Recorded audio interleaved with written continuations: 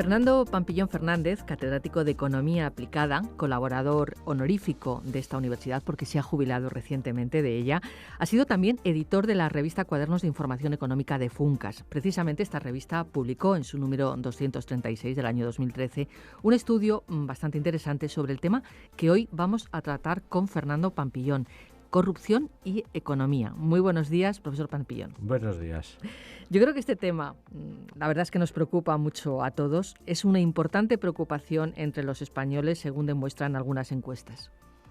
Sí, efectivamente, según la última encuesta del CIS publicada, la de diciembre de 2014, la corrupción se sitúa como el segundo problema que para los españoles, en la preocupación de los españoles, después del paro, pero el paro significa un 75% y la corrupción está en el 60%, detrás vienen los problemas económicos en un 30% y los problemas de los políticos el 25%. Curiosamente, esta situación ha sufrido un giro importante respecto a la situación previa a la crisis, ya que para entonces la corrupción solo preocupaba, era como a menos del 2% de la población, los políticos el 10%, o sea que ha habido una subida importante desde el 2 hasta el 60% y de los políticos desde el 10 hasta el 25%. ¿Qué quiere decir corrupción o qué es la corrupción y cómo se mide, Fernando Pampillón? Bueno, en principio de corrupción es importante conocer lo que es la corrupción, definirla para saber de qué hablamos, ¿no? El Banco Mundial habla de que es un abuso de poder público en beneficio privado.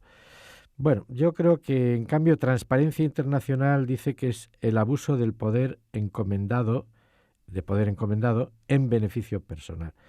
Yo apuntaría que es el abuso de poder en beneficio propio, no solo en términos públicos, porque también se da en las empresas que determinados gerentes, con la confianza de los accionistas, se aprovechan de ello y pues, realizan operaciones en beneficio propio. Por lo tanto, no solo es un problema, como el Banco Mundial habla, de poder público, sino en general de poder, ¿no? Bueno, la corrupción se mide. Pues hay un índice de percepción de la corrupción que mediante encuestas a los ciudadanos del país se les va preguntando qué confianza tienen las instituciones, si realmente consideran que hay sobornos, si no hay sobornos, si ellos han sobornado a alguien.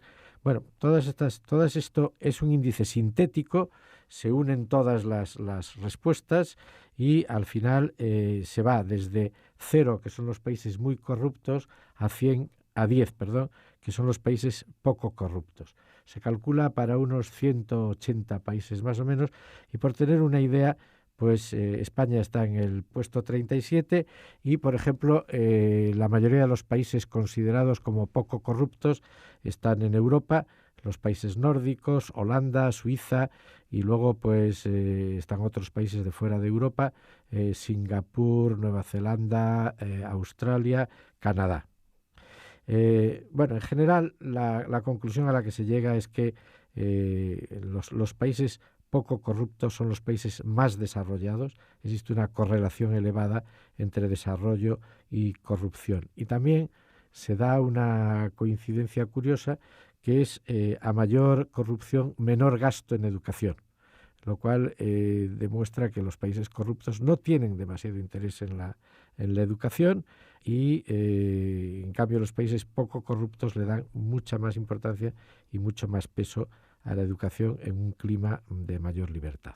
Fernando Pampillón, una pregunta. Ese puesto 37 de España en ese índice de corrupción, ¿es bueno? ¿Es relativamente bueno? A lo mejor los ciudadanos estamos pensando que España es un país más corrupto de lo que realmente es, según estos indicadores. Bueno, realmente Estados Unidos está en la zona de los 30, Francia e Italia están un poco por delante de España. Yo creo que deberíamos estar más altos. Existe una conciencia de que España existe un nivel de corrupción elevada.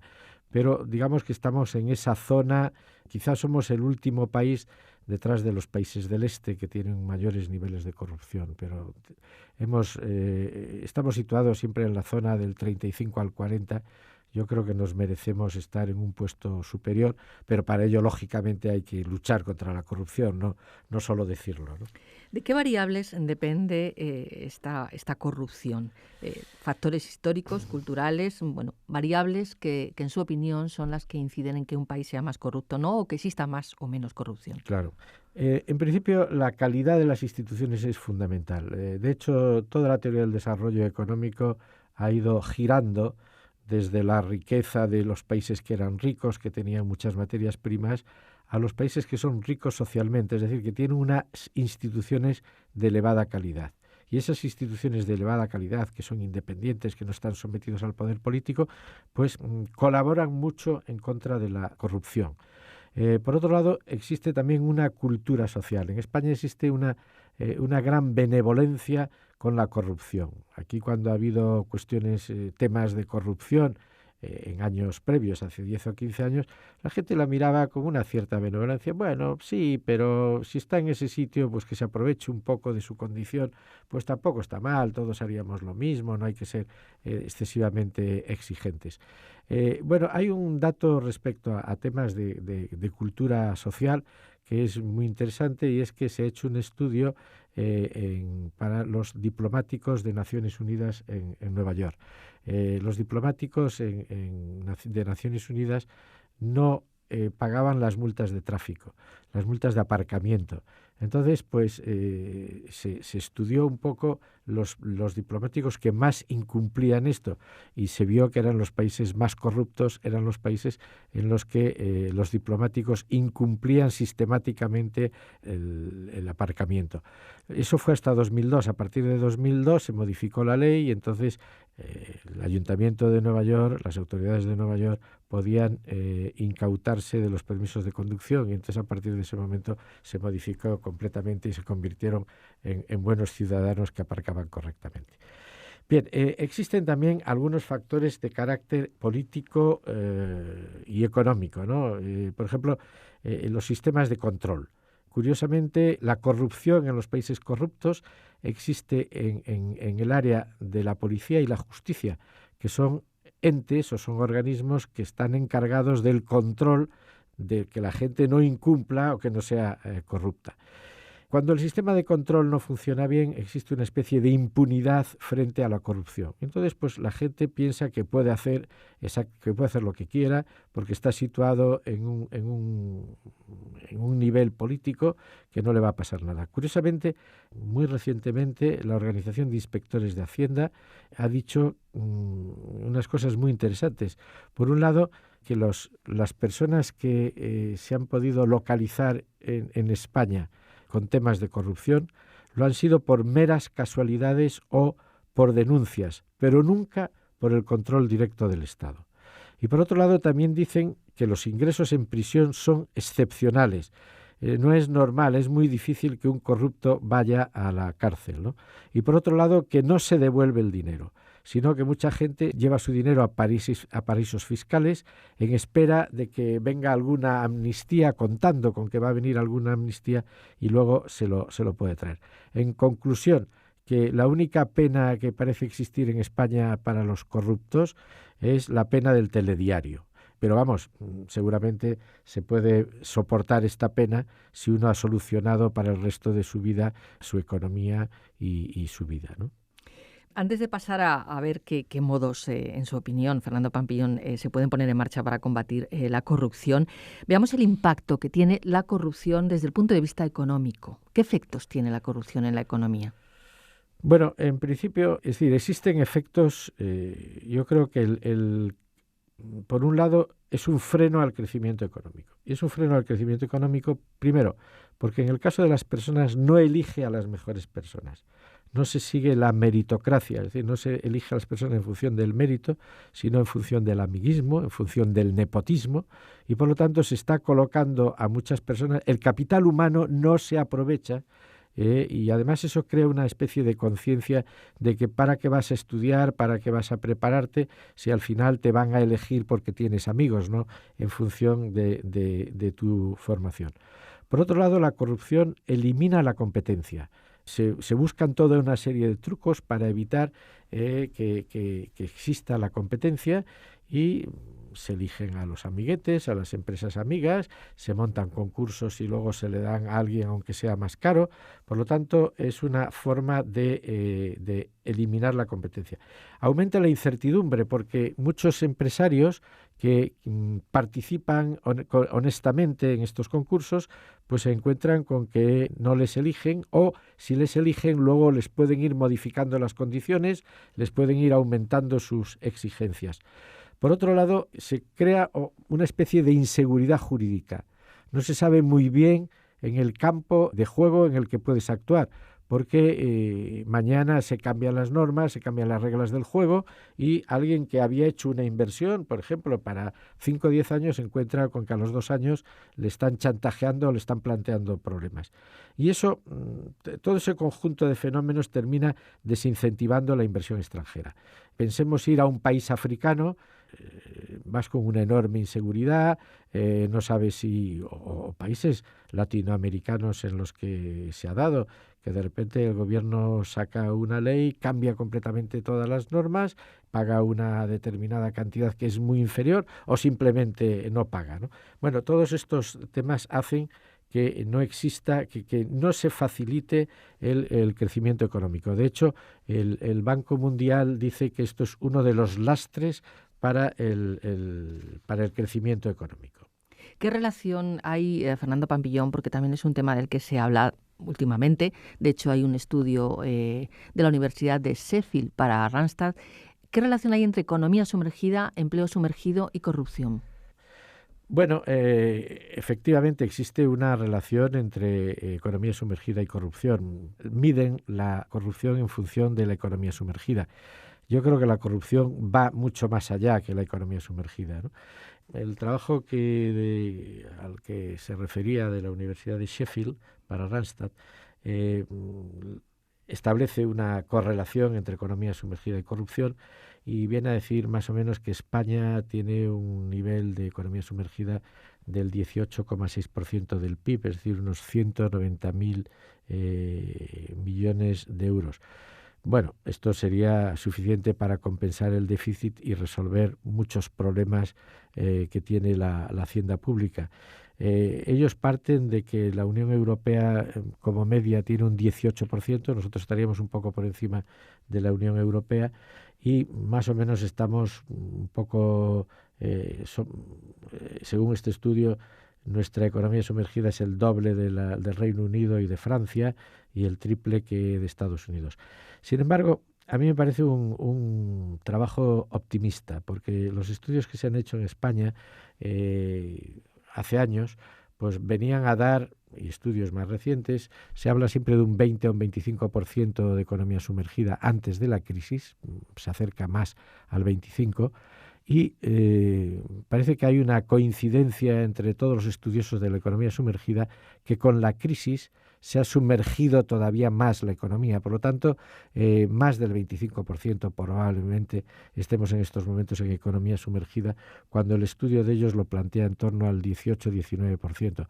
Por lo tanto, desde mi punto de vista es relativamente optimista esta cifra de 190.000 millones. Nos iríamos a los 250.000 millones en economía sumergida en España. En su opinión, Fernando Pampillón, ¿qué modos pueden existir para combatir esta corrupción? Bueno, en principio habría que seguir unas políticas anticorrupción. Esto, por un lado, depende del gobierno, pero también habría que modificar un poco la cultura del país. Afortunadamente en España parece que existe una mayor conciencia respecto a los problemas que trae la corrupción. La crisis nos ha enseñado que la corrupción es un freno para el crecimiento, es una forma de que grupos sociales estén aprovechando del resto de la población y digamos que parece que hay un cierto caldo de cultivo en estos momentos para que surjan políticas anticorrupción. ¿Qué políticas se podrían seguir? Pues en primer lugar, cuidar el capital humano. Como ya he dicho antes, la meritocracia frente al amiguismo o el nepotismo, ¿no? Despolitizar y dar autonomía a muchas instituciones. No puede ser que en todas las instituciones estén metidos los políticos se estén examinando a ellos mismos. En el Tribunal de Cuentas, por ejemplo, pues hay representantes de los políticos. Pero esto pasa en muchas más instituciones, de manera que cuando llega un problema en el que está metido un partido político, los propios son juez y parte del tema, ¿no? Por otro lado, habría que llegar a una retribución ligada a resultados. Los funcionarios públicos habría que pagarles en función de los resultados de su actividad. Crear un régimen de incentivos para hacer que, si su actividad está bien realizada, pues puedan percibir, se les abone, se les pague, de su salario dependa básicamente de los resultados que obtengan. Por otro lado, habría que exigir una mayor transparencia al sector público, es decir, es necesario que se rindan cuentas periódicamente con indicadores de gestión. La inversión pública debe hacerse con criterios de rentabilidad social. La inversión pública es uno de los focos principales de la corrupción. No se pueden hacer aeropuertos en los que no hay aviones, no se pueden hacer autopistas por las que no circulen coches, no se pueden crear universidades en todas las capitales de provincia. Por lo tanto, hay que ir a criterios de rentabilidad social y establecer unos indicadores de rentabilidad social. Mayor competencia, esto ayuda a un menor coste de los servicios. Por ejemplo, el tema de la energía, pues todos sabemos que no existe competencia suficiente en la energía y esto significa un mayor coste de los servicios, un mayor coste para la industria y, por lo tanto, a la hora de competir con el resto del mundo, pues estamos soportando mayores costes que los que soportan nuestros competidores. Y finalmente hay un tema que me parece fundamental y es el fraude fiscal. Hay que reducir el fraude fiscal, hay que ir a una distribución más equitativa de la carga fiscal. No puede suceder que las empresas del IBEX estén pagando por debajo del 10% en cuanto a beneficios. ¿Y cómo se logra reducir el fraude fiscal? Bueno, de muchas maneras. Seguramente habría que aumentar las penas, seguramente los periodos de prescripción, pero no solo para esto, sino para cualquier delito de corrupción, habría que aumentarlos. Y hay un dato que es muy relevante. España tiene una escasez de inspectores de Hacienda. Si la media de la Unión Europea es un inspector por cada 970 personas o por 460 personas que trabajan, en España tenemos un inspector por 1.958, es decir, más del doble, y por 970 activos, también más del doble. Para estar igual que la Unión Europea, España necesitaría el doble de inspectores que tiene actualmente. Actualmente tiene unos 23.500, necesitaríamos llegar por lo menos a los 49.000. Por dar datos, para que no se vea que nos estamos inventando las cosas, Francia y el Reino Unido tienen 3 veces más inspectores que España y Alemania 4 veces y media más. Entonces decimos que los alemanes y el resto de Europa son muy cumplidores, pero también es cierto que existen sistemas de control que no les facilitan en absoluto la defraudación. ¿Usted cree que la ley de transparencia aportará soluciones reales a este problema de la corrupción en las administraciones públicas? Bueno, yo creo que cualquier ley de transparencia es buena, porque hemos dicho que la transparencia en el sector público es importante. Lo que ocurre es que tengo serias reservas de que los partidos políticos implicados en la corrupción se conviertan ahora en baluartes y en defensores de las leyes anticorrupción, cuando tendrían que lavar primero sus propias estructuras, limpiar sus propias estructuras, y creo que no están en condiciones porque hay muchos implicados, hay muchos intereses y por tanto es como pedir a la zorra que cuide de las gallinas, más o menos, ¿no?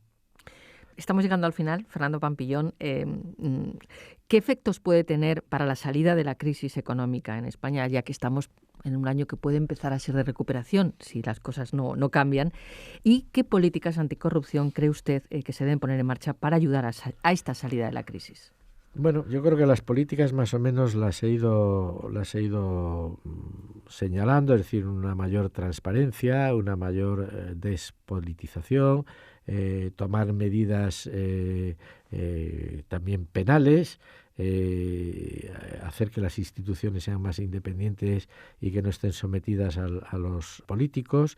Y bueno, yo diría que en principio, como señala el Banco Mundial, la corrupción es el mayor freno para el crecimiento económico y social.